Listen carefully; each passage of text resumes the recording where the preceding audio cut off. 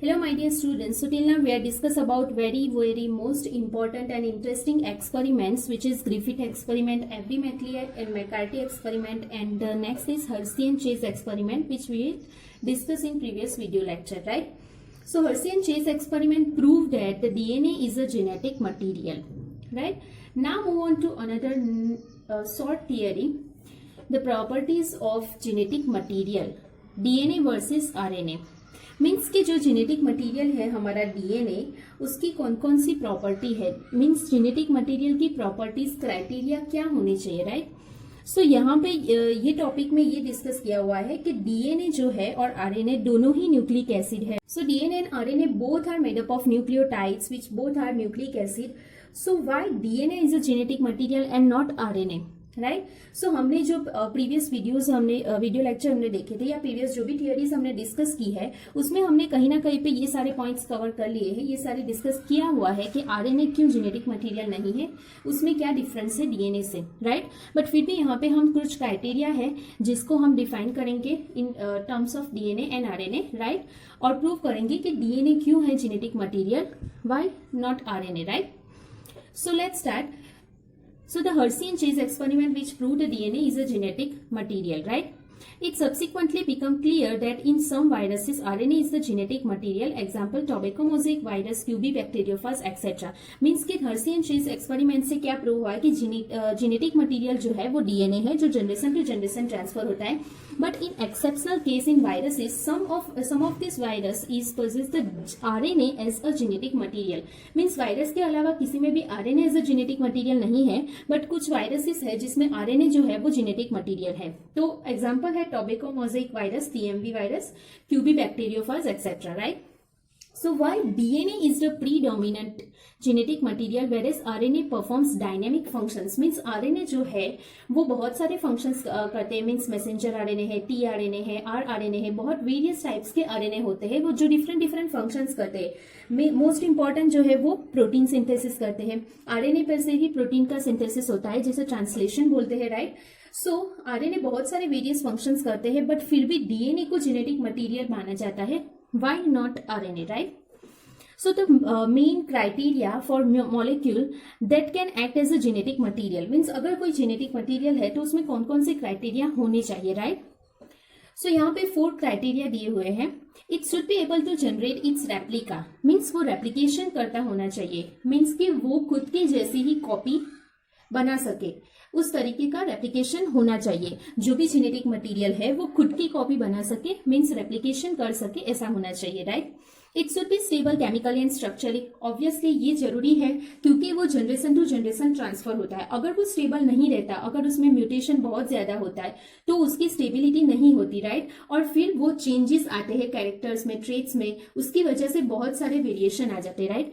But वो stable रहना जरूरी है केमिकली भी और स्ट्रक्चरली भी, right? It should provide the scope for slow changes, mutation that are required for evolution.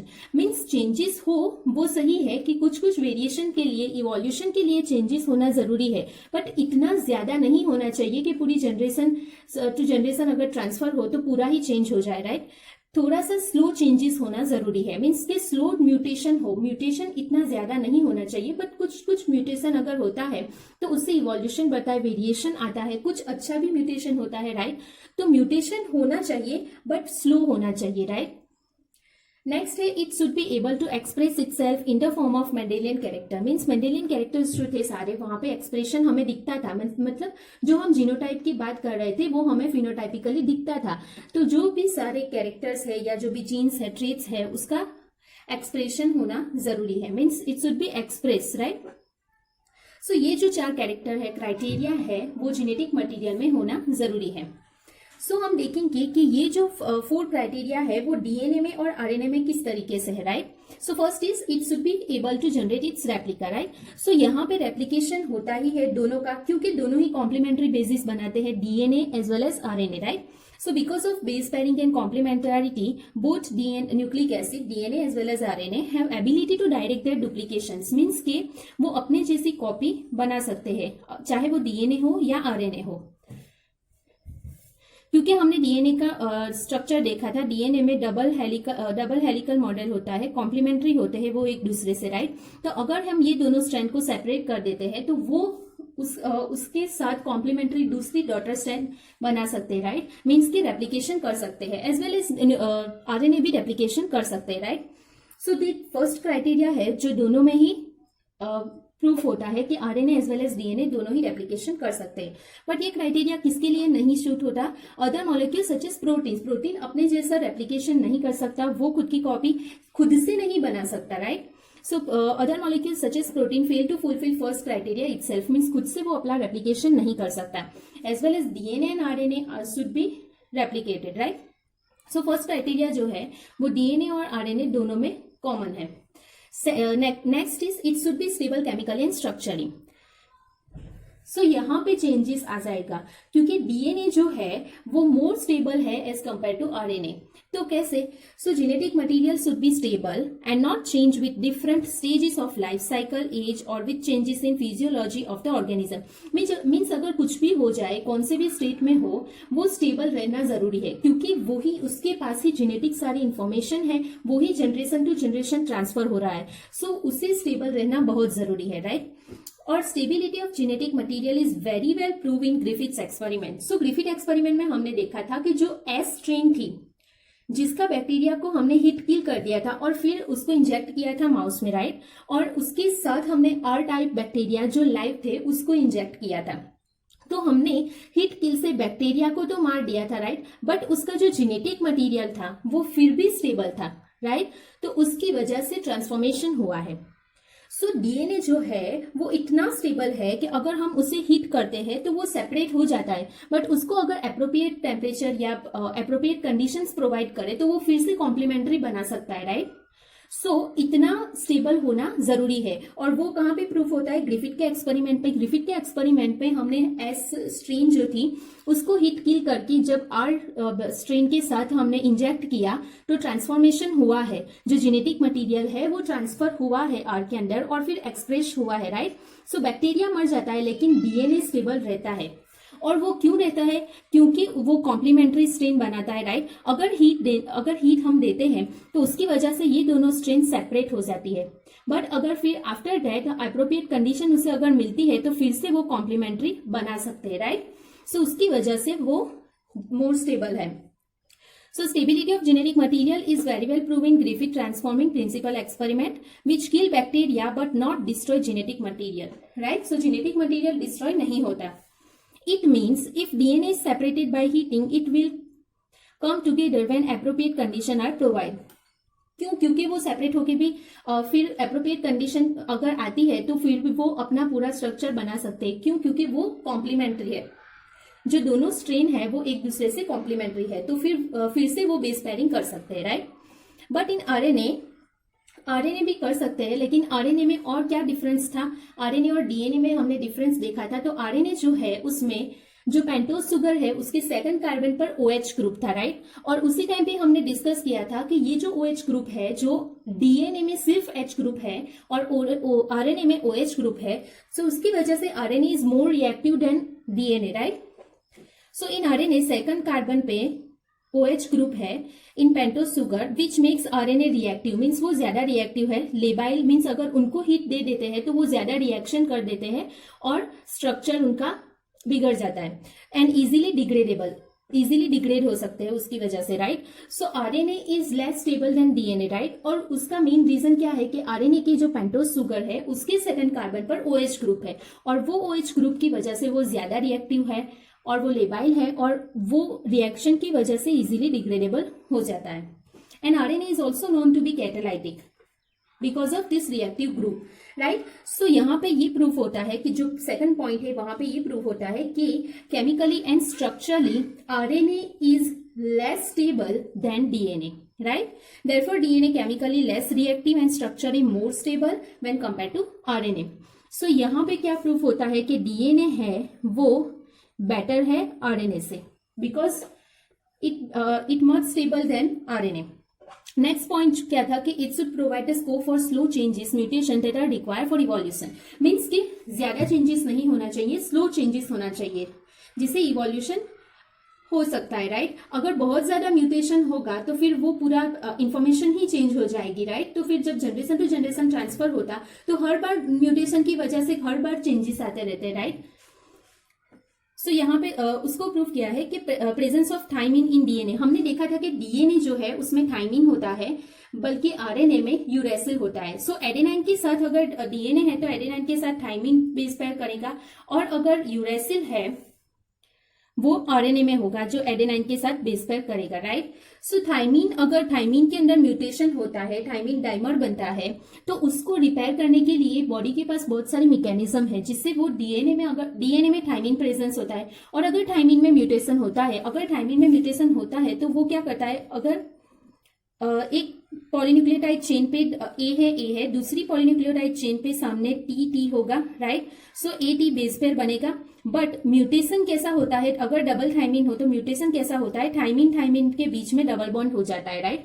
और वो एडेनाइन के साथ बेस पेयर नहीं बना सकते, तो थाइमिन डाइमर बन जाता है, और ये थाइमिन डाइमर से क्या होता है, म्यूटेशन हो जाता है डीएनए में।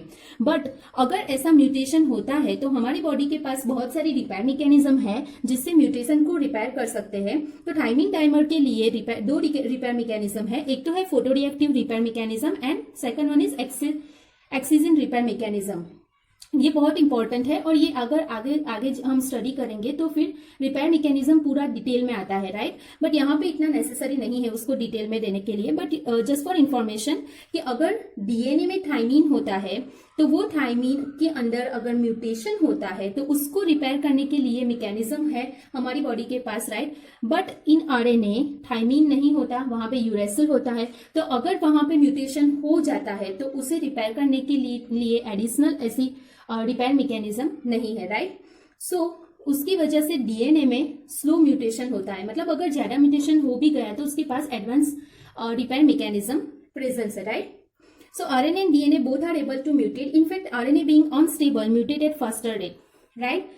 DNA में भी म्यूटेशन तो हो सकता है और RNA में भी होता है, राइट। बट RNA जो है वो अनस्टेबल है। पहले पॉइंट में ही हमने देखा कि RNA जो है वो लेस स्टेबल है as compare to DNA, right. तो अगर RNA इज लेस स्टेबल तो वो म्यूटेट फास्टर रेट पे होगा, राइट, उसका म्यूटेशन फास्ट होगा। So consequently virus is having RNA genome. हमने पहले ही देखा कि कुछ वायरस ऐसे हैं जहां पे RNA as a genetic material होता है, right. So virus is having RNA genome and having shorter life span, mutate and evolve faster, right. So यहाँ पे एक एडिशनल इंफॉर्मेशन देती हूँ मैं यहाँ पे कि वायरस में म्यूटेशन जल्दी होता है और फिर उसकी वजह से उनका इवोल्यूशन ज्यादा होता है।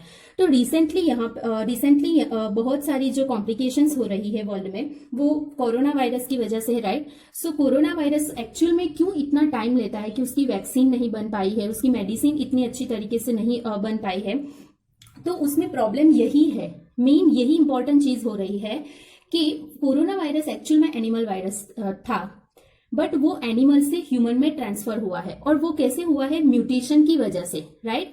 तो अभी तक में कोरोना की बहुत सारी स्ट्रेन हो चुकी है म्यूटेशन होते होते, क्योंकि वो जैसे ही एक से दूसरे में ट्रांसफर होता है तो उसका म्यूटेशन होता है, तो उसकी वजह से हम प्रॉपर उसका जीनोम नहीं डिफाइन कर सकते और उसकी वजह से उसकी मेडिसिन या वैक्सीन में भी बहुत टाइम लगता है, राइट। क्योंकि अगर मान लो अगर एक स्ट्रेन है कोरोना की, ए स्ट्रेन है, राइट, उसका जीनोम हमने फाइंड आउट किया, उसके हिसाब से हमने मान लो कुछ वैक्सीन या कुछ मेडिसिन या कुछ डेवलप किया और उसे देने से पहले ही उसने पूरा म्यूटेशन करके खुद फिर से जीनोम उसका रिप्लेस कर दिया, मीन्स फिर से चेंज कर दिया, राइट।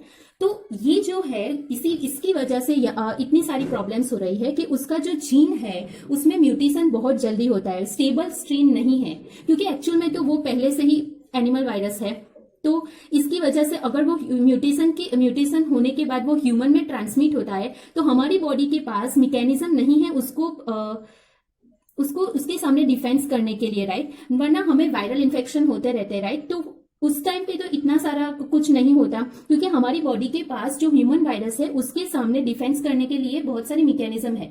बट ये कोरोना जो है वो ह्यूमन वायरस नहीं है, वो पहले एनिमल वायरस था और म्यूटेशन की वजह से ट्रांसमिट हुआ है ह्यूमन में। सो इसके लिए हमारी बॉडी रिकॉग्नाइज नहीं कर सकती उसको और उसके सामने डिफेंस नहीं दिखा सकती, राइट।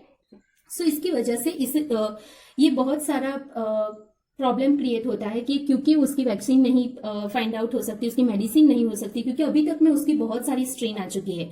सो वायरस में आरएनए जीनोम होने की वजह से उनमें म्यूटेशन फास्टर रेट पे होता है और इवोल्यूशन भी फास्टर होता है as compare to DNA, right. Next last हमारा जो पॉइंट था, क्राइटेरिया था, वो था कि वो एक्सप्रेसिव होने चाहिए, जो भी जेनेटिक मटेरियल हो वो एक्सप्रेसिव होने चाहिए, राइट। सो आरएनए यहाँ पे डीएनए जो है वो डायरेक्टली प्रोटीन सिंथेसिस नहीं कर सकते, डायरेक्टली एक्सप्रेसिव नहीं है। एक्चुअल में होता क्या है, डीएनए जो है उसमें से एमआरएनए बनता है जिसे हम ट्रांसक्रिप्शन बोल सकते हैं, राइट। और आफ्टर डेथ प्रोटीन सिंथेसिस होता है जिसे ट्रांसलेशन बोल सकते हैं। तो ये जो पॉइंट है उसमें आरएनए जो है वो डायरेक्टली एक्सप्रेस हो सकते हैं, बट डीएनए है उसको आरएनए पे डिपेंडेंट है वो, right. So RNA code for synthesis of protein hence can easily express the character. RNA directly express कर देता है कैरेक्टर, बट अगर डीएनए की बात करें हम, तो DNA is dependent on RNA for synthesis of protein. और वो कैसे, वो हमने देखा, राइट। सबसे पहले डीएनए में से ट्रांसक्रिप्शन होगा और एमआरएनए बनेगी, उसके बाद ट्रांसलेशन होकर प्रोटीन बनता है, राइट। और अगर आरएनए को प्रोटीन सिंथेसिस करना हो तो वो डायरेक्टली कर सकते हैं, right. So above all criteria or above all discussion indicate that DNA and RNA both can function as genetic material.